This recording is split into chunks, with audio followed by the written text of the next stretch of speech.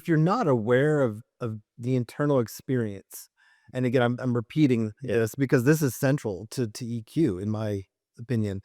If you're not aware of the internal experience, you're gonna be driven by these forces that you don't understand.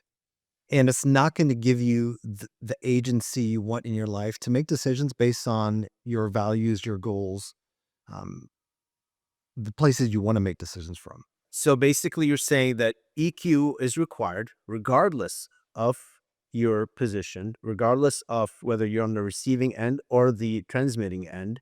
It is something that is should be practiced and fostered from the beginning of your career, if not before that.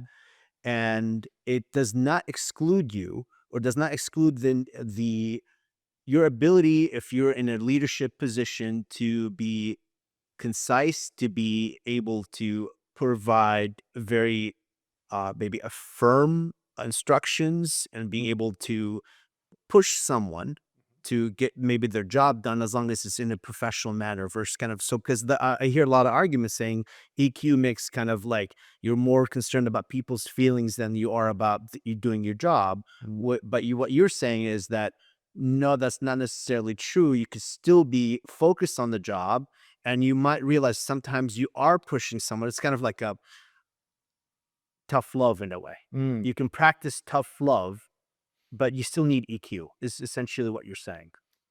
Yeah, and it's helpful for you to ask it that way because if you remember the way I define EQ is more based on the experience of the self, not the experience of the other.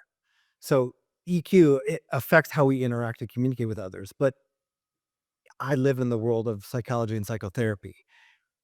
There is a lot of distress and challenges that come into people's life when they're disconnected from their internal experience.